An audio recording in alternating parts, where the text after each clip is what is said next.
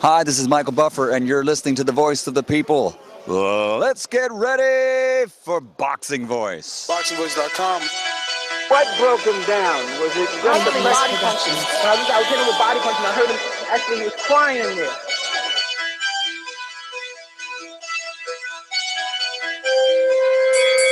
You were saying that Biggs was crying when you hit him? Yes. When did that happen? And perhaps the fourth round on. Boxingvoice.com. So that you knew you had him by that time. Absolutely, but I knew he was touching and taking those punches. Productions.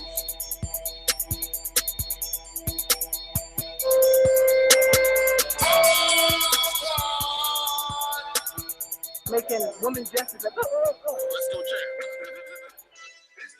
Yes, ladies and gentlemen, we are back, and we had to come back with this little fight preview and prediction for this little hardcore, definitely tasty little fight, man. This Edner Cherry versus Omar Douglas. This is going to be your fight preview for that. We're going to head on out to the Golden State to speak to our Los Angeles correspondent, none other than Matt Hunter. ThaBoxingvoice Productions. This is a beautiful performance against a very tough guy in Michael Johnson. How do you feel about it? Fuck that. Conor McGregor. Boxingvoice.com. You know me, Larry. From a wicked entrance, from a flip over the rope into a knockout. When the main thing is, I just want the guy. I wish. Boxingvoice.com. Yes, and for all the people that are sick of the politics of boxing, sick of us talking about the money and who makes what and what the pay-per-views are, this is the show for you because we're just going to talk about the fight and who's going to win and how. So it's going to be a good show just because it's the basics of boxing. You know, it's just the fight. So can't wait to talk about it. Man, honestly, I don't even know how to tell you who's going to win. It's actually difficult for me because I think like Omar Douglas is such a, I don't know, man, right? His last fight out with Fortuna, he had those spots, but then he got caught up in exchanges that you would just assume he would not do. Edner Cherry is a big puncher. He's definitely has the experience on the resume, Matt. He's been in with the higher level opposition. And, you know, one would say that when Omar stepped up, he wasn't able to produce. Yeah, and the thing with like the Omar Douglas Javier Fortuna fight, which is his last fight, his first loss of his pro career. This is supposed to be his bounce back fight in a lot of ways. We saw that in that fight that Omar Douglas, like you said, was in spots really gifted. That he's incredibly fast. His timing is impeccable. He has really good power for that division. But there was a lack of ability to keep the fight where he wants it. Javier Fortuna was able to put him where he wanted the fight to be, was able to put Omar Douglas in situations that he knew Omar Douglas wasn't going to be successful in. And Omar Douglas had no intention really of getting out of the situations. There was moments where Javier Fortuna would throw a combination at him and Douglas would just stay there. He wouldn't move. He would just curl up, almost that Euro style and take the shots. A guy like Edner Cherry against you can't do that. Edner Cherry doesn't have the biggest knockout ratio, but he does have power. That's one thing that he has always had is some pop. So this is a very intriguing fight from who's going to win because, like you said, I'm kind of on the fence about it, even at this point, about who's going to win. But isn't that the intriguing thing that in the Fortuna fight, that he has that Sergio Martinez on the toes, hands down, moving, elusive, or want to be as elusive as he can. He does get caught a lot, but style, whereas Douglas is coming to hunt you down and Cherry is coming to hunt you down. So these two guys are going to collide. It's going to be a different style fight than when Douglas fought Fortuna. But the thing is, can he take the shots of Cherry? Do you think that Cherry has more power than Javier? I mean, to be honest, Javier's been knocking out higher level opposition, I want to say, than Edner Cherry. We can double check, but I think Javier might hold one or two better knockout wins. Yeah, and I think you're right on that. And again, Edner Cherry has around a 50% knockout rate, I believe. Hold on. I have this box rec up right now. 42%. 42%. Yeah, But 42%. they call him cherry bomb. So, I mean, we were at the gym. We seen the way he was hitting that heavy bag. He was moving, and that was a big heavy bag. That was a big, like a 400 pounder. You know what I mean? That was a lot. Yeah, but the thing with Edner Cherry is that he's also the veteran in this fight. He is the guy that has the wear and tear as an X factor. Omar Douglas doesn't have the wear and tear as an X factor. Omar Douglas is still a young prospect in every sense of the word, while Edner Cherry is the old, grizzled veteran that's supposed to test the young guys like Omar Douglas. But again, like we've always seen Edner Cherry falter at the highest level, unfortunately. He has losses against Paulie Malignaggi. He has losses against Tim Bradley. Wait, but some believe he won on the high level versus Pedraza and didn't get the right decision. No, that's true. That's true. I'll give you that. That I feel like the fight was a lot closer than what the judges scored it. And I could definitely see Edner Cherry beating Pedraza, like scorecards for that. But the greats that he fought, or the really elite guys that he fought, he lost. Pedraza wasn't the best guy in the division. There's a reason that Gervonta Davis, a guy that was really green in his career, went after him for a belt. Like, we have to at least be honest about that, right? So I think that, again, contextualizing it, that this is this fight, right? That Cherry Pedraza is a completely different fight than Cherry and Douglas. Same with Omar Douglas and Javier Fortuna. Very different fight than this one. And you even stipulated that the style of Fortuna is very different than the style of Cherry. And that makes this fight completely different than the Fortuna and Douglas fight. I'll be honest, I'm going to pick Cherry, though. I'm going to pick Edner Cherry. I think that Omar Douglas is the faster guy. I think he's the younger guy, less wear and tear.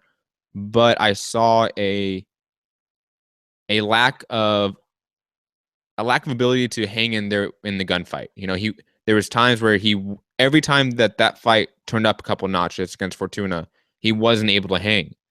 And I really foresee this fight being a drag out, sort of grueling inside phone booth bout. And so I think that Cherry is just going to get the better of it. He's more tested in those situations. He's always been more the bullier in his fights. He tried to bully Timothy Bradley around, and Timothy Bradley was just the better boxer. Omar Douglas isn't the better boxer. So I'm picking Edner Cherry to win Decision. Dude, that Timothy Bradley was in 2000. Stop it. What do you mean? Like, it's talking about the style of it. That Edner Cherry has always been the guy to go in there and try to bully his opponent. But how do we know that this Edner Cherry still has the stamina to live up to that style? We are talking about a dude with a 42% KO ratio. A guy that his last fight was last year in June. So he's been out of the ring a long time, and he's 34 years old. He just whenever Keith fought Collazo, that was either the first or the second official Edner Cherry, Al Heyman, Edner Cherry, Dan Birmingham trained fight. So, he just started getting, and remember, his story. It's definitely a boxing story. He drives 2 hours every day to Keith Thurman's gym to be trained by a world-class trainer. So he drives 4 hours of his day. This is a guy that wants it. But does he still have it? No, and I think that's a very valid question in this fight. And I think it's only one that we can answer post the fight. Once this fight happens, we're going to tell that Edner Cherry either has it still and he can make one last run at 130 potentially, or he just doesn't have it anymore, and that he is over the hill. He is every bit of the age of 34 years old, and that is ancient in boxing years, especially in the lower weight classes. But again, Edner Cherry didn't look bad in his last fight. Yes, he lost the Pedraza fight in 2015, but Omar Douglas, his last fight was a loss. And it's always interesting to see how fighters come back from their first ever loss. That, to me, is a bigger X factor than the age and the wear and tear of Edner Cherry, is how is Omar Douglas going to handle his first ever loss? It's so hard for me to judge him on that last loss because Fortuna's style. I understand that Fortuna is an awkward style. You know, I watched guys like Yandel Evans, who I thought was going to be a red-hot up-and-coming prospect from the Cincinnati, Akron area. And you know, Fortuna knocked him smooth out. So and also Fortuna, I think, is one of the more underrated guys of the division. So does that loss really mean that much? Not necessarily, because you lost to Fortuna like that. If you lost to Lomachenko or Corrales or Burchelt at this point, it's not an indictment of who you are as a boxer or what your legacy is. You lost to the cream of the crop, and Fortuna is right below that level.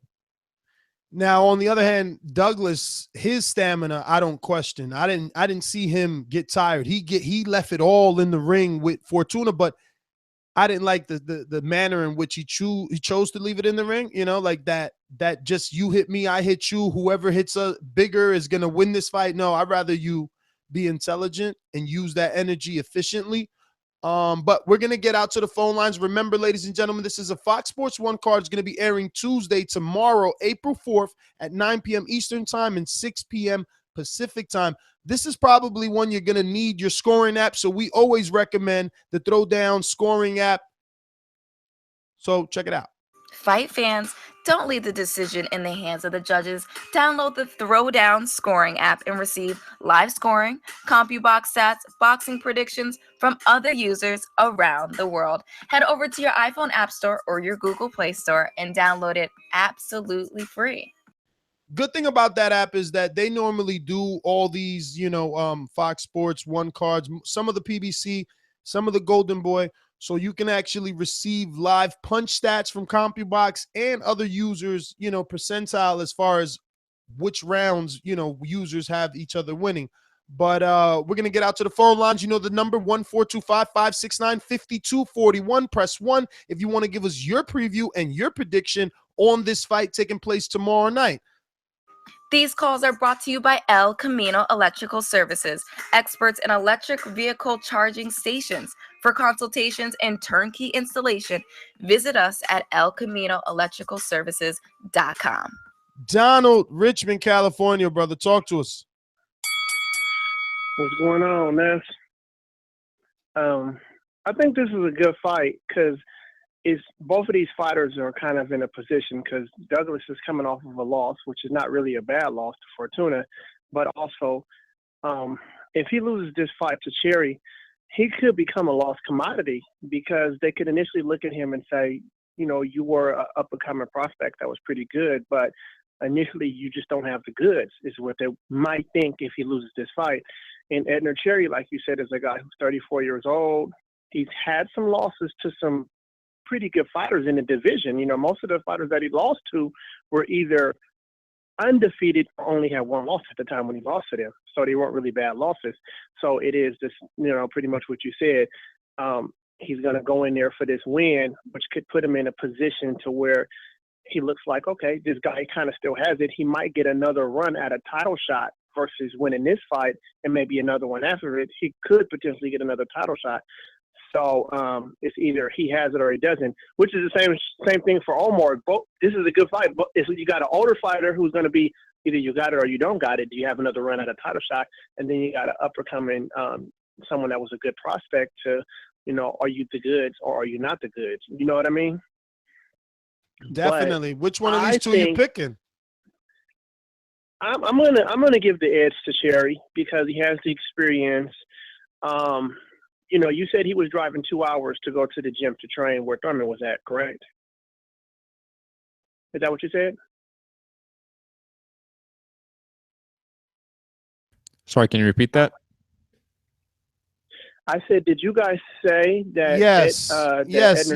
Yes. He drives. Not that he was. That's what he does every training camp since the fight with Keith Thurman and Luis Collazo in Tampa. He's been training with Dan Birmingham, the trainer of Keith Thurman, and he has been driving 2 hours to the gym, 2 hours back home from the gym. Well, let me tell you something. To me, that means a lot. For a guy that's 34 years old, that's still boxing, if this guy has it in him to be that committed to where he drives 2 hours, that definitely means a lot to what I can see in a fight, that he wants to be that committed to where he feels like he's going somewhere to where he feels like he's getting the training from the person that, you know, is giving him what he needs, and he's willing to go drive 2 hours for it. How many people you know would even drive 2 hours to go to work, you know? So I think that means a lot. Like I said, I give him the edge in this fight because of the experience, you know. But that's all I got for right now. Well, all right, brother. Thanks for calling in. We're going to get out to Amin in New Jersey. Talk to us. What's good, fellas? What's up, brother? Yo, that Fortuna Douglas fight, I actually think, excuse me, I wanted to go back to that fight because I think that it was a good fight for Douglas. I mean, he got dropped in that fight. It was I think he learned a lot of experience. Now he goes in there against Edner Cherry, who I think is also a live dog. I think both of these fights back to back for Douglas don't take anything away from him. If he comes out of this fight with a win, I'm sure he'll learn a lot more about turning over his punches, you know what I'm saying, planting and getting a little more power on him, protecting himself a little bit, and actually putting more form on his punches. I think with Fortuna, once he got hit, he was still in the fight because he's like a dogging type of fighter, like an old Lamont Peterson when he was young in his career. But if he can turn the punches over a little bit and work a little bit more of a jab and land some combinations, he might be able to get one over on Edner Cherry, which I think will be a nice little feather in his cap. At 17-1, he gets a win over Edner Cherry. 18-1, I think he's still a good. He's a good player. What does he fight at 130 or 135? I want to say 135. I'll double check. But in that division, it's a lot of good fighters, and I think I'm be excited to see that one tomorrow. And that's my call. Appreciate the love, fellas. As always, I mean, great call. Matt, what's the weight, man? Fucking BoxRec and Google Chrome never remember my password. I thought it was one. I thought he was 130. I could be wrong.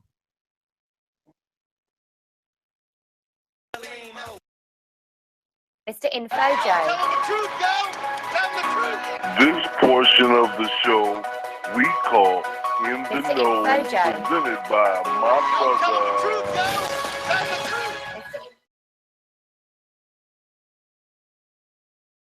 Yo, Info Joe, what's up? How y'all doing? Hey man, shout out to the boxing guys, man, for having a real cool fight for a Tuesday though.